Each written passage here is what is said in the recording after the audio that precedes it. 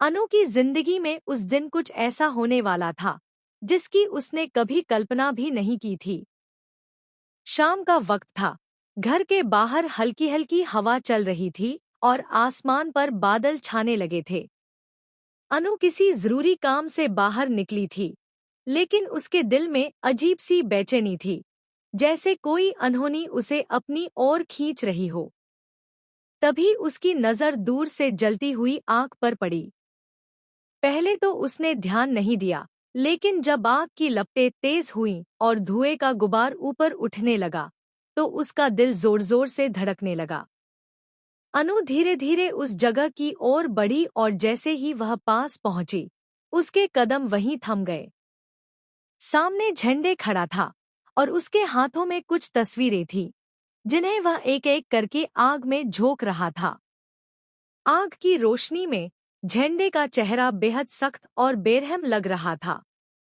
अनु ने जब उन तस्वीरों को ध्यान से देखा, तो उसकी आंखें फटी की फटी रह गईं। वे तस्वीरें किसी और की नहीं, बल्कि राजनंदिनी की थी। अनु के हाथ कांपने लगे, उसके पैरों तले जमीन खिसक गई। उसे समझ नहीं आ रहा था कि वह जो देख रही है, वह सच है या कोई डरावना सपना। राजनंदिनी, जिसकी मौजूदगी हर किसी के लिए एक रहस्य थी, जिसकी जिंदगी के कई राज अब तक छुपे हुए थे, उसकी तस्वीरों को झंडे आग में जला रहा था। हर तस्वीर के जलने के साथ अनु के दिल में डर और सवाल और गहरे होते जा रहे थे। आखिर झंडे ऐसा क्यों कर रहा है? क्या राजनंदिनी से उसका कोई पुराना रिश्ता है, या फिर कोई ऐसी सच्चाई है जिसे वह हमेशा के लिए मिटा देना चाहता है? अनु चाहकर भी अपनी आवाज नहीं निकाल पा रही थी।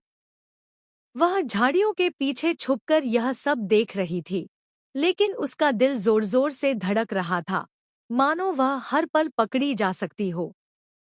जैसे ही आखिरी तस्वीर आग की लपटों में समा गई, झंडे ने गहरी सांस ली और आग को बुझाने की कोशिश करने लगा। उसी पल अनु के दिमाग में सैकड़ों सवाल उमड़ पड़े। क्या राजनंदिनी जिंदा है, या उसे इस साजिश के बारे में कुछ पता भी है? क्या झंडे किसी बड़े राज को छुपाने की कोशिश कर रहा है? अनु को अब एहसास हो चुका था कि वह किसी बहुत बड़े तूफान के बीच खड़ी है। अगर उसने यह बात किसी को बता दी, तो उसकी अपनी जान भी खतरे में पड़ सकती है। लेकिन अगर वह चुप रही, तो राजनंदिनी के साथ बहुत बड़ा अन्याय हो सकता है। अनु ने हिम्मत जुटाई और चुपचाप वहां से वापस लौट